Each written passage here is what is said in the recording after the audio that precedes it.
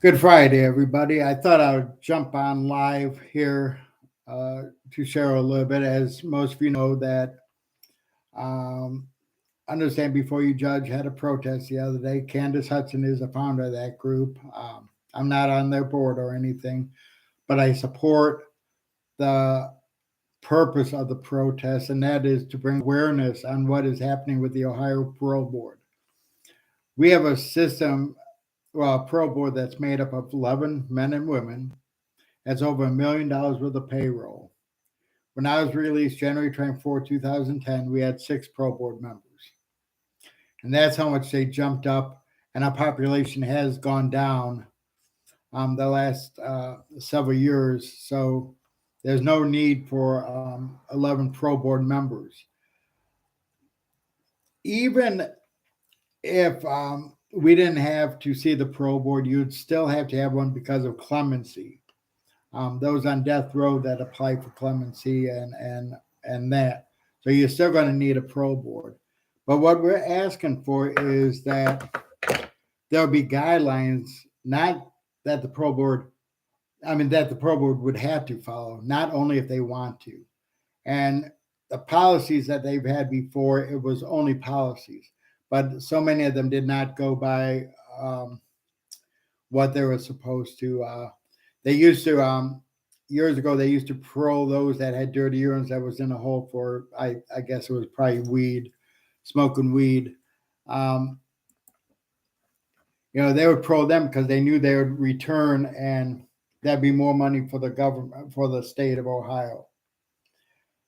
When Donald Trump was president, he took all the grant money away from the prisons, which we thought would help release people. That really didn't. But then President Biden put all this money back in the system. That's going to help keep people locked up even way past their minimums. We have people that's locked up in Ohio that's been down 30, 40, sometimes 50 years, and the sentence might have been 10 to life. Honor prisoners, haven't gotten into trouble, maybe a fight here or there, and that's expected. It is prison. You're going to defend yourself. You're going to defend your belongings. But they keep using, nature of offense. Well, the nature of offense was 30, 40 years ago. Maybe they can't use the word nature of offense, but they talk around it, just use other words that would mean the same thing. Then every parole hearing, the prosecutor is invited to, and the prosecutor had his time in court. Why should he be allowed to keep going to the full board hearings or the parole hearings and say, I got this, he shouldn't be released because of this or that? That was presented in court.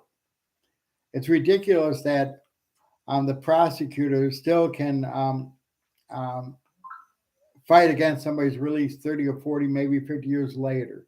That prosecutor might not even have been born yet, but he's over there fighting for somebody's release.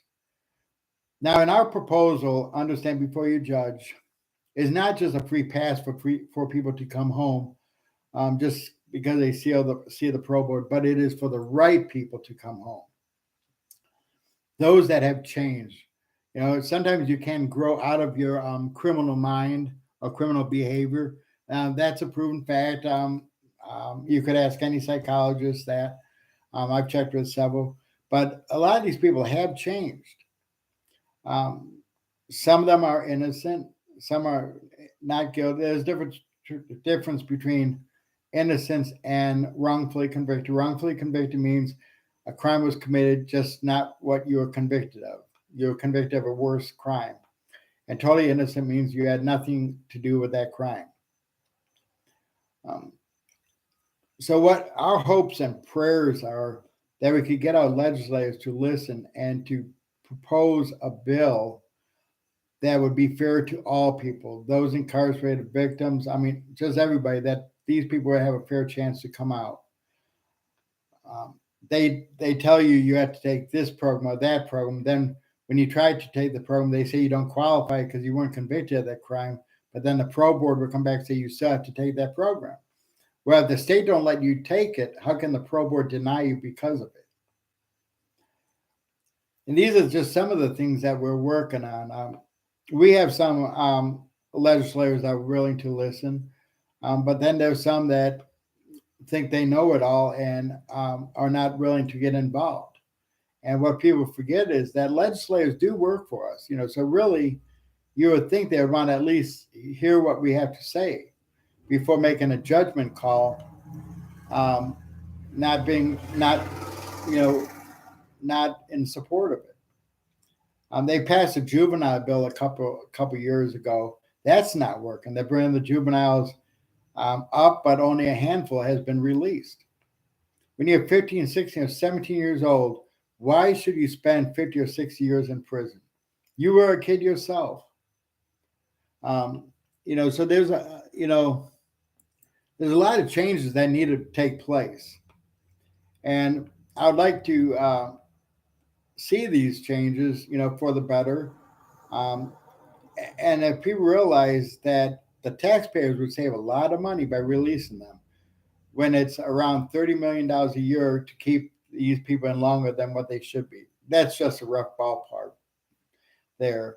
You could get any statistics on the ODRC website as well, to do some research yourself. But we need support to fight this cause. And we're not asking for anything special. We're asking for a fair system. I became friends with some judges, especially from Franklin County recently, and I believe they have been handling their courtrooms pretty fair. I sat in one of them not too long ago, and I was really impressed. You know, but then you have the prosecutor there, no matter what. I mean, I being a prosecutor, it seems sometimes that their compassion isn't there. They want a conviction, right or wrong. I don't know if they get extra points for somebody that they get convicted, and then people don't want to admit when they made a mistake or they were wrong. I think it's since 91, Ohio's released through the Innocence Project like 30 some individuals that were innocent, and we know there was a lot more. But the Innocence Project is just a handful of people, and they only have so much money to really work on these cases. Um, Almost every attorney that I've talked to understands that the pro board is flawed and has a lot of problems there. They don't use common sense a lot of times.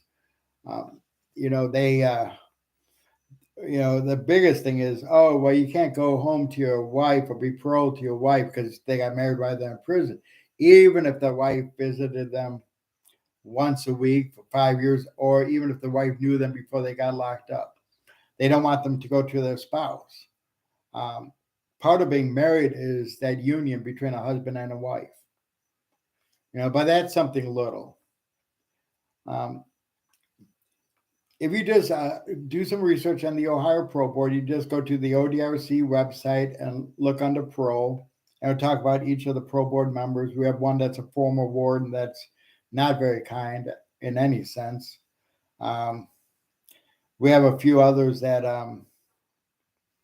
in my opinion, could do a better job on releasing the right people.